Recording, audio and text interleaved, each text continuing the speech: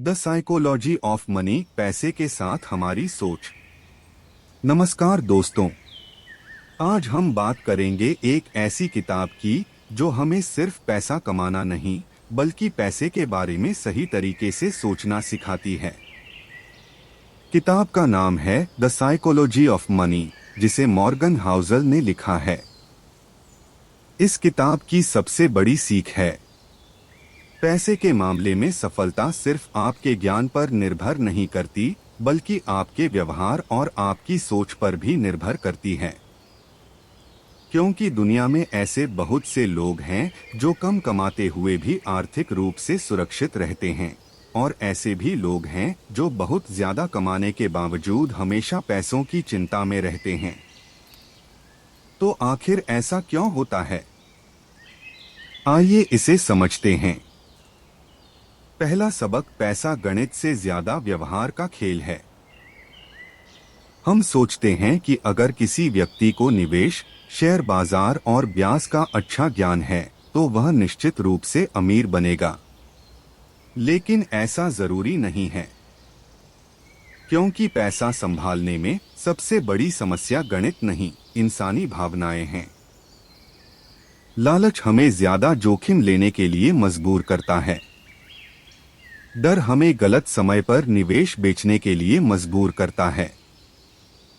दूसरों को देखकर हम ऐसी चीजें खरीद लेते हैं जिनकी हमें जरूरत भी नहीं होती। इसलिए आर्थिक सफलता के लिए सिर्फ यह जानना काफी नहीं कि पैसा कैसे काम करता है। जरूरी यह भी है कि आप खुद कैसे काम करते हैं। दूसरा सबक, हर व्यक्ति का पैसों के बारे में नजरिया अलग होता है। आपने देखा होगा कि दो लोग एक ही परिस्थिति में होते हुए भी पैसों के बारे में बिल्कुल अलग सोच सकते हैं। ऐसा इसलिए होता है क्योंकि हर व्यक्ति की जिंदगी का अनुभव अलग होता है। जिस व्यक्ति ने गरीबी देखी है वह पैसे को सुरक्षा के रूप में देख सकता है। जिस व्यक्ति ने आर्थिक सफलता देखी है वह ज्यादा जोखिम लेने के लिए तैयार हो सकता है। जिसने बाजार में बड़ा नुकसान देखा है वह निवेश करने से डर सकता है। इसलिए हमें किसी दूसरे व्यक्ति के आर्थिक फैसले को देखकर तुरंत यह नहीं कहना चाहिए कि वह गलत है।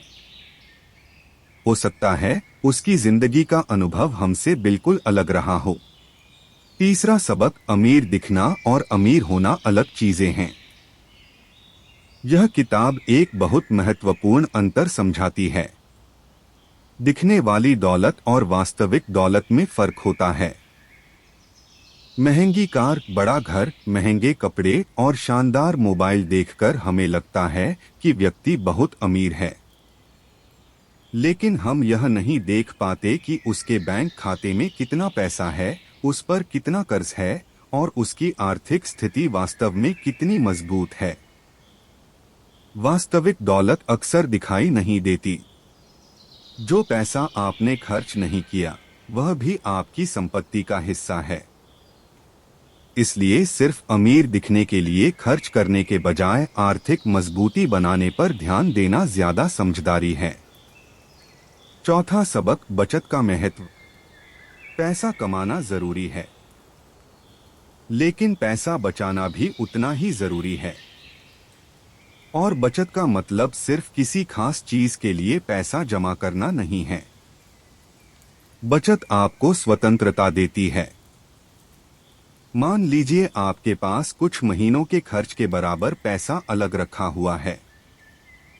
तो अचानक नौकरी चली जाए, कोई जरूरी खर्च सामने आ जाए या जिंदगी में कोई बड़ा बदलाव आए, आपके पास निर्णय लेने की आजादी रहेगी। इसलिए बचत सिर्फ बैंक बैलेंस नहीं है। बचत आपके भविष्य के लिए विकल्प खरीदती है। अगर यहाँ तक आ गए हैं तो हमें आशा है यह बुक आपको अच्छा लग रहा है। अगर ऐसा ही ऑडियो बुक सुनना चाहते हैं तो हमारा चैनल पीबी ज्ञान ऑफिशियल को सब्सक्राइब करें और बेल आइकन दबाएं। अगर ऐसी ऑडियो बुक आता है तो सबसे पहले आपके पास पहुंच जाएगा। पांचवा सबक, चक्रवृद्धि का जादू। पैसा बढ़ाने की दुनिया में एक शक्तिशाली ताकत है। कंपाउंडिंग यानी चक्रवृद्धि। मान लीजिए आप पैसा निवेश करते हैं और उस पर मिलने वाला लाभ भी वापस निवेश करते रहते हैं। समय के साथ आपका पैसा सिर्फ मूल रकम पर नहीं बल्कि पहले मिले लाभ पर भी बढ़ने लगता है। यही कारण है कि निवेश में सिर्फ ज्यादा रिटर्न पाने से ज्यादा महत्वपूर्ण है लंबे समय तक टिके रहना। छोटी शुरुआत भी समय के साथ बड़ी बन सकती है। इसलिए निवेश की दुनिया में एक बात हमेशा याद रखिए, समय बाजार को हराने से ज्यादा शक्तिशाली हो सकता है। छठा सबक, हमेशा कुछ मार्जिन रखें। जिंदगी में कोई भी भविष्य को पूरी तरह नहीं जानता। आपको नहीं पता कि अगले साल क्या होगा, नौकरी जाएगी या नहीं, बाजार ऊपर जाएगा या नीचे, अचानक कोई बड़ा खर्च आएगा या नहीं। इसलिए अपनी आर्थिक जिंदगी में थोड़ा मार्जिन ऑफ सेफ्टी यानी सुरक्षा का अंतर रखना जरूरी है।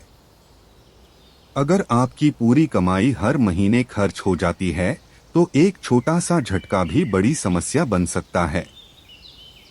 लेकिन अगर आपके पास बचत है और आपके खर्च आपकी आय से कम हैं, तो मुश्किल समय में भी आप संभल सकते हैं।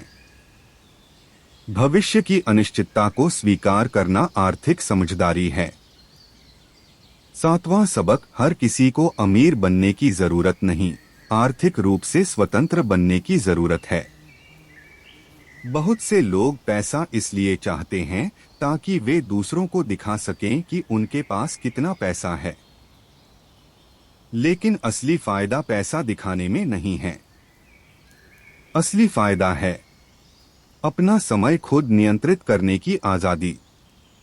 आप किस काम को करना चाहते हैं, किस काम को नहीं करना चाहते, किस जगह रहना चाहते हैं, किसके साथ समय बिताना चाहते हैं। आर्थिक स्वतंत्रता आपको इन फैसलों में ज्यादा आजादी देती है। इसलिए पैसा सिर्फ चीजें खरीदने का साधन नहीं है, पैसा आपके समय और स्वतंत्रता को खरीदने का साधन भी है। आठवां सबक, दूसरों से तुलना करना बंद कीजिए। सोशल मीडिया के जमाने में हम लगातार दूसरों की जिंदगी देखते हैं। किसी के पास नई कार है, किसी का नया घर है, किसी की विदेश यात्रा है, किसी का बिजनेस तेजी से बढ़ रहा है, और फिर हम अपनी जिंदगी की तुलना उससे करने लगते हैं। लेकिन हमें यह नहीं पता कि उस व्यक्ति की पूरी आर्थिक कहानी क्या है। हो सकता है उसके पास ज्यादा पैसा हो लेकिन ज्यादा कर्ज भी हो सकता है वह ज्यादा कमाता हो लेकिन ज्यादा तनाव में भी हो। इसलिए अपनी आर्थिक यात्रा की तुलना दूसरों की यात्रा से करना बंद कीजिए। आपका लक्ष्य किसी और से आगे निकलना नहीं बल्कि अपने भविष्य को बेहतर बनाना होना चाहिए। नौवां सबक, निवेश में सबसे महत्वपूर्ण चीज है लंबे समय तक टिके रहना। निवेश की दुनिया में हर कोई ज्यादा से ज्यादा रिटर्न चाहता है, लेकिन वास्तविक सफलता सिर्फ यह नहीं है कि आपने कितना कमाया, यह भी महत्वपूर्ण है कि आपने कितना नुकसान होने से बचाया और कितने लंबे समय तक निवेश में बने रहे। अगर कोई व्यक्ति बहुत ज्यादा जोखिम लेकर एक बार बहुत पैसा कमाता है लेकिन अगली बार सब गवा देता है तो उसकी यात्रा टिकाऊ नहीं है। दूसरी तरफ जो व्यक्ति धीरे धीरे अपनी संपत्ति बनाता है और लंबे समय तक खेल में बना रहता है, उसके पास मजबूत आर्थिक भविष्य बनाने का बेहतर मौका होता है। पैसे की दुनिया में टिके रहना खुद एक बड़ी उपलब्धि है। 10वां सबक, पैसा आपको बदल न दे। जैसे जैसे पैसा बढ़ता है वैसे वैसे इच्छाएं भी बढ़ सकती हैं। आज जो चीज हमें बहुत बड़ी लगती है कल सामान्य लगने लगती है, फिर हमें उससे भी महंगी चीज चाहिए। यही अंतहीन दौड़ है। इसलिए यह तय करना जरूरी है कि मेरे लिए पर्याप्त कितना है? अगर आपको पता ही नहीं कि आपके लिए कितना पर्याप्त है, तो आपके पास कितना भी पैसा हो, आपको हमेशा लगेगा कि कुछ और चाहिए। इसलिए जिंदगी में एक सीमा तय करना जरूरी है। हर चीज पाने की कोशिश में जिंदगी मत गवा दीजिए। अंतिम संदेश। तो दोस्तों, द साइकोलॉजी ऑफ मनी की सबसे बड़ी सीख यह नहीं है कि अमीर कैसे बने। इसकी असली सीख है पैसे के साथ ऐसा व्यवहार कैसे करें कि पैसा हमारी जिंदगी को बेहतर बनाए, हमारी जिंदगी को नियंत्रित न करे। कमाइए, बचाइए, समझदारी से निवेश कीजिए, अनावश्यक कर्ज से बचिए, अपने भविष्य के लिए सुरक्षा रखिए, दूसरों से तुलना मत कीजिए, और सबसे महत्वपूर्ण, पैसे को अपनी आजादी का साधन बनाइए, अपनी जिंदगी का मालिक नहीं। याद रखिए, दौलत सिर्फ वह नहीं है जो आपके पास दिखाई देती है। दौलत वह भी है जो आपने बचाकर रखी है। और सबसे बड़ी दौलत है अपने समय पर अपना नियंत्रण। अगर आप आज से अपनी आर्थिक सोच बदलना शुरू कर दें, तो हो सकता है कि आपकी जिंदगी रातों रात न बदले, लेकिन कुछ वर्षों बाद आप पीछे मुड़कर जरूर कहेंगे, अच्छा हुआ मैंने समय रहते पैसे के बारे में अपनी सोच बदल ली। धन्यवाद।